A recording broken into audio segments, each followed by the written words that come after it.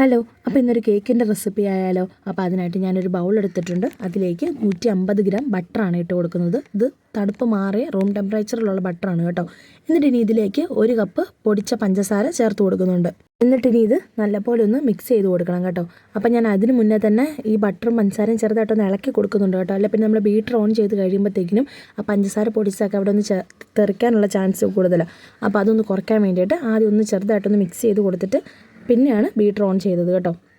ഇനി നമ്മുടെ പഞ്ചസാരയും ബട്ടറും ഒക്കെ നന്നായിട്ടൊന്ന് മെൽറ്റായി കിട്ടണം. അപ്പോൾ അതുവരെ നമുക്ക് നന്നായിട്ടൊന്ന് മിക്സ് ചെയ്ത് കൊടുക്കാം കേട്ടോ. ഇപ്പോൾ ഏകദേശം നല്ലപോലെ ഒന്ന് മെൽറ്റായി വന്നിട്ടുണ്ട്. ഇനി ഇതിലേക്ക് നമുക്ക് മുട്ട ചേർത്ത് കൊടുക്കാം. ഞാൻ 2 മുട്ട എടുത്തിട്ടുണ്ട് കേട്ടോ. അത് റൂം ടെമ്പറേച്ചറിലുള്ള മുട്ടയാണ് എടുത്തേക്കുന്നത്, തണുത്ത മുട്ടയല്ല കേട്ടോ. എന്നിട്ട് ഇനി മുട്ട ഫുള്ളായിട്ട് ഞാൻ അതിലേക്ക് ഇടുന്നുണ്ട്. മുട്ടയുടെ വെള്ളമായിട്ടൊന്ന് സെപ്പറേറ്റ് ചെയ്യുന്നില്ല കേട്ടോ. എന്നിട്ട് ഇനി ഇതുകൂടി ഇട്ട് കൊടുത്തിട്ട് നമുക്ക് നന്നായിട്ടൊന്ന് മിക്സ് ചെയ്തെടുക്കണം. ഈ മുട്ടയും പഞ്ചസാരയും ബട്ടറും ഒക്കെ നന്നായിട്ട് മിക്സായി വരുന്നത് വരെ നല്ലപോലെ ബീറ്റ് ചെയ്ത് കൊടുക്കണം കേട്ടോ. ഇനിയിപ്പോൾ നമുക്ക് ഏകദേശം ഒന്ന് നല്ലപോലെ ബീറ്റായി കിട്ടിയിട്ടുണ്ട്. ഇനിയിപ്പോൾ നമുക്ക് ബീറ്റർ ഓഫ് ചെയ്തിട്ട് ഇതിലേക്ക് ഡ്രൈ ഇൻഗ്രീഡിയൻസ് ആഡ് ചെയ്ത് കൊടുക്കാം. അപ്പോൾ അതിനായിട്ട് ഞാൻ ഒരു അരിപ്പ വെച്ചിട്ടുണ്ട്. അതിലേക്ക് 1 കപ്പ് മൈദയാണ് ഇട്ട് കൊടുക്കുന്നത്.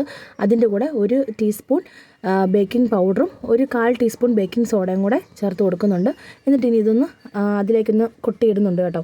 എന്നിട്ട് ഇത് നല്ലപോലെ ഒന്ന് മിക്സ് ചെയ്തെടുക്കണം. ഞാൻ തടിയുടെ തവിയാട്ടോ യൂസ് ചെയ്തേക്കുന്നത്. അപ്പോൾ അതെ ഈ മിക്സ് ഒന്ന് സ്മൂത്ത് ആകാൻ വേണ്ടിയിട്ട് ഞാൻ അതിലേക്ക് കുറച്ചായിട്ട് പാലൊഴിച്ച് കൊടുത്തിട്ടുണ്ട് കേട്ടോ.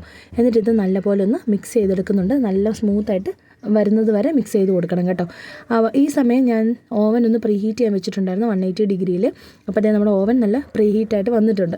അപ്പോൾ ഞാനൊരു മോൾഡിലേക്ക് കുറച്ച് ബട്ടർ തൂത്തിട്ട് ബട്ടർ പേപ്പറും കൂടി ഇട്ടിട്ട് ഈ മിക്സ് അതിലേക്ക് ഒഴിച്ച് കൊടുത്തിട്ട് ഓവനിലേക്ക് വെച്ചൊരു 30 മിനിറ്റ്സ് കുക്ക് ചെയ്തെടുത്തു. 30 മിനിറ്റ്സ് സെറ്റ് ചെയ്തെങ്കിലും 20 മിനിറ്റൊക്കെ ആയപ്പോഴത്തേക്കിനും നന്നായിട്ട് കുക്കായി വന്നിട്ടുണ്ട് കേട്ടോ. അപ്പോൾ ഇതേ ഞാൻ കുക്കായൊന്നൊന്ന് ടെസ്റ്റ് ചെയ്ത് നോക്കുകയാണ് കേട്ടോ എങ്ങനെ ഉണ്ടെന്നുള്ളത്. അപ്പോൾ അതേ നല്ല രീതിയിൽ തന്നെ വെന്ത് വന്നിട്ടുണ്ട്. ഇനിയിപ്പോൾ ഇതൊന്ന് തണുക്കാൻ വേണ്ടിയിട്ട് മാറ്റി വെക്കാം. തണുത്ത് കഴിഞ്ഞപ്പോൾ ഞാൻ അതേ വേറൊരു പാത്രത്തിലേക്ക് മാറ്റി കൊടുത്തിട്ടുണ്ട് കേട്ടോ. അപ്പോൾ അതേ ഒന്ന് തൊട്ട് നോക്കുമ്പോൾ തന്നെ അറിയാം നല്ല രീതിയിൽ സോഫ്റ്റായിട്ട് കിട്ടിയിട്ടുണ്ട് കേട്ടോ. ഇനി ഇതിൻ്റെ ഉള്ളൊക്കെ വെന്തോ എങ്ങനെയാണെന്ന് അറിയാൻ വേണ്ടിയിട്ട് ഞാനൊന്ന് കട്ട് ചെയ്തുകൂടെ നോക്കുന്നുണ്ട് കേട്ടോ. അപ്പോൾ അതേ ജസ്റ്റ് ഒന്ന് കട്ട് ചെയ്ത് കുറച്ച് പീസ് എടുത്തിട്ടുണ്ട്. അപ്പോൾ അത് ഞാനൊന്ന് പ്രസ് ചെയ്ത് കാണിച്ചു തരാം കേട്ടോ എത്രമാത്രം ഇത് സോഫ്റ്റായിട്ട് കിട്ടിയിട്ടുണ്ടെന്ന് അറിയാൻ വേണ്ടിയിട്ട്. ഇത് ഇങ്ങനെയാണ് കേട്ടോ നമ്മുടെ കേക്ക് ഇരിക്കുന്നത്. ഇത് കണ്ടോ നല്ല രീതിയിൽ തന്നെ സോഫ്റ്റായിട്ട് കിട്ടിയിട്ടുണ്ട്. അപ്പം നമ്മുടെ കേക്ക് റെഡി ആയിട്ടുണ്ട് കേട്ടോ. അപ്പോൾ നിങ്ങളിതെല്ലാവരും വീട്ടിലൊന്ന് ട്രൈ ചെയ്ത് നോക്കണം. എന്നിട്ട് നിങ്ങളുടെ അഭിപ്രായം കമൻറ്റായിട്ട് അറിയിക്കാൻ വേണ്ടിയിട്ട് മറക്കരുത് കേട്ടോ. അപ്പോൾ നിങ്ങൾക്ക് എൻ്റെ വീഡിയോ ഇഷ്ടമെങ്കിൽ ലൈക്ക് ചെയ്യാനും ഷെയർ ചെയ്യാനും സബ്സ്ക്രൈബ് ചെയ്യാനും മറക്കരുത് കേട്ടോ. Thank you.